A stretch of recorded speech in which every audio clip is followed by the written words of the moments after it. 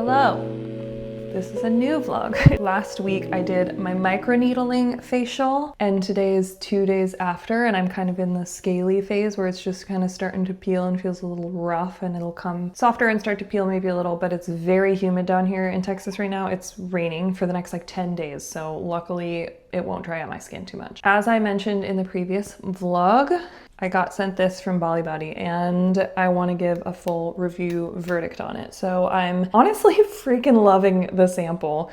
So let's take a look at the color. Just realized I started filming without this on. My bad. So this has 0 color guides, dyes in it, so it's not going to transfer onto your clothes, which is like such a godsend. In fact, I actually dropped some on our white shag rug here in the bathroom and there's no spot, there's nothing. It dries super fast. Like I really couldn't believe how dry I felt after applying this. It also has hyaluronic acid and vitamin E, so I did feel like it was pretty moisturizing. And lastly, it has a smell to it, but not really a tanner smell. It seems like they added some kind of like rose perfume or, you know, kind of like scent to it. I don't see it in the ingredients, but I could smell it. It smelled distinctly like rose to me, and I like that. The tan came out super even. It's really smooth. I mean, I have no lines. I just use rubber gloves when I put it on. They also sent me a mitt, and I was gonna use this to buff it out the end. I actually didn't even end up having to, so that's pretty solid. But the color came out really even, really beautiful. I'm gonna step back so you can see the full effect. And I was able to sleep in it. It wasn't sticky, didn't feel gross. No transfer in my sheets, pajamas, whatever, obviously, because there's no color guide, there's no dyes. It is a very, very warm tan. Let's take a look.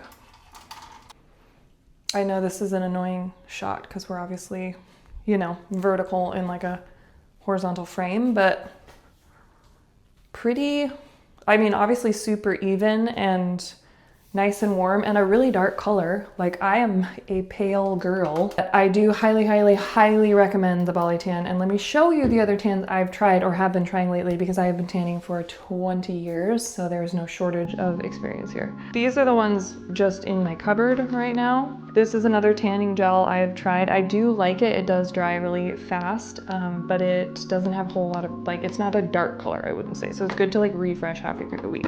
This one, I do like. Bondi Sands is amazing. It's not quite dark enough for me, and it doesn't say that it's supposed to be dark, so that's my bad. I tried both of the Bondi Sands, like the ones you can pick your undertones, and I love the green one. Then I've got, because no, we're not done, the Beauty by Earth tan is also really great. No color dye, doesn't stink, dries pretty quick. Color is dark, but I do need 2 coats of it to make it feel like it's truly, truly dark. But this is non-toxic. A lot of people talk about this being like the pregnancy safe option. So, and then I've got the tanning drops from B-Tan. I love these because you can pack this. So typically when I go on vacation, I'm not trying to get like a true suntan because sun damage, cancer survivor, aging, all the things.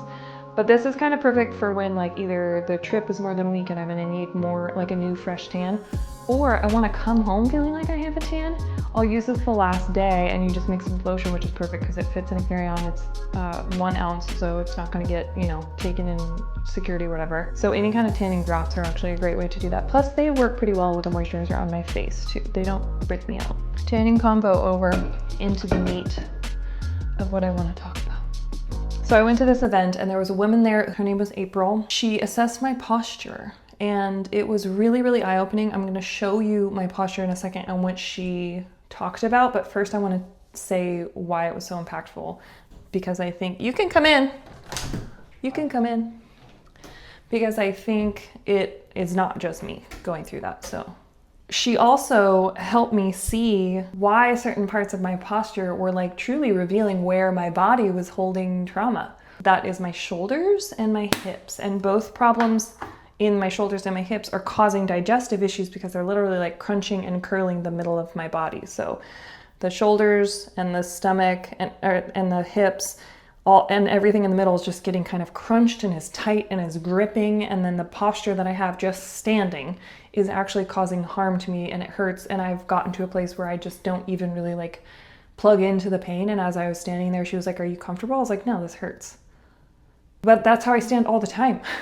That's right back to that essay that I shared in the last video on, that's now on my Substack. If you want to go read it, it's called Relearning to Stop When It Hurts, and how I'm reapproaching everything in life to not be like a punishment sentence as if I'm acting from a deficit and need to prove myself or fix something about myself. We're not operating from that place anymore. And that can be as simple as When I come in and microneedle like last week and do the microneedling facial, I don't do it because my skin's bad and I hate myself and I'm trying to fix something about myself. No.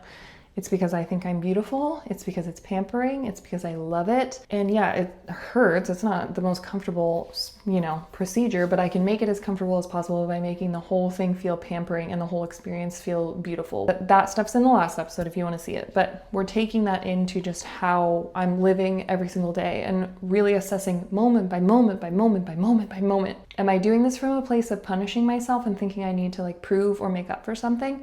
Or am I doing it for the joy of it? Am I experiencing the beauty and my own beauty through it? Or am I trying to get to the place where I get to feel safe, get to feel beautiful? And it was revealed right in my own posture, how I stand, where I'm holding trauma, tension, doing things to myself that are gripping, holding my body in ways that are tight and anxious and are actually causing me more pain. Let me show you my posture. We'll see if you relate. This was really kind of heartbreaking and eye-opening for me to see. So I'm gonna show you what was going on. Okay, this is the sheet she gave me. Her name is April Coker at Core Theory Fitness. And she was just so amazing. Like I watched her do assessments of me and the other women and she was so intuitive and kind and clear and conscious and like very tuned in. But she gave me like full diagrams of like where she's seeing places that I'm gripping or leaning and then some exercises and stuff to do. So it was very, very thorough. In like 5 minutes, by the way. Okay, still can't see my whole body, but I'll show you the parts that mattered. So she had me just stand how I would normally stand, like as if I was waiting in line, which would be like this. What she told me is all my weight is on my toes, which I didn't even feel or notice until she said that. And I was like, yeah, literally all my weight is on my toes. Like I could fall forward, but I'm not falling forward because my hips are then going forward, so my whole body's kind of bowing.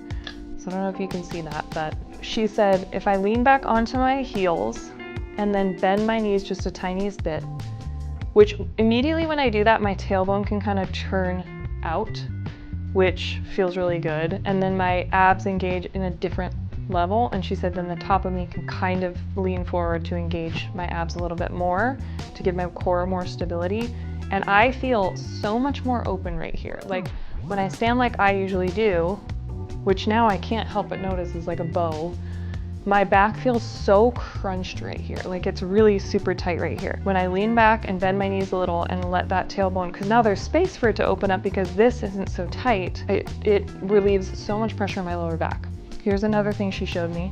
So standing forward, she did this from the front. My hands are here when I just relax them. That means my shoulders are curling forward, like over and forward. And my right is doing it more than my left. I am right-handed, so she thinks that's why, which means right here is holding a lot of tightness. Before I talk about the last piece, I'm gonna talk about what she told me those two things mean. This, on your toes, is just a constant bracing for threat, which I am realizing I'm doing all the time. I am just waiting for things to either go wrong or feel unsafe. And I'm just kind of always on my toes ready to move. So if I lean back, I am forced to be more grounded into my heels. I make more space in my back. My legs are more engaged. The front of my abs, rather than like this deep part right next to my like psoas is engaged instead, which feels a lot more stable. So even that, just opening up my back and also opening up my hips. And hips, from what I've read, are one of the places that trauma is held the deepest. Like that is a place when your hips are locked. It can block everything from intimacy to creativity because your sacral, some of your most important creativity chakras are right in there. So when this is locked and this is frozen and this is stiff and this is like got a death grip all the time, it's gonna feel like problems opening up, fear around being seen, intimacy, sharing your gifts with the world, feeling like you have to brace or try to avoid conflict or people please because all of that is held in your hips. So I am deep stretching these. And if you saw my very first vlog, which I haven't even gone back and seen, and I'm sure it's so bad, but it talks about some of the stretches that I'm using to open that up. So that's there. As far as the shoulders, these are curling forward, what we would say in yoga. I've learned from going to ashrams in India and teaching yoga myself back a million years ago, was that it's protecting your heart. So this is kind of a defense mechanism around your heart. And I think, I remember making this choice very much so when I was younger, that I wanted to be smaller. I'm 5'10" and I grew very quickly when I was young and the boys didn't catch up.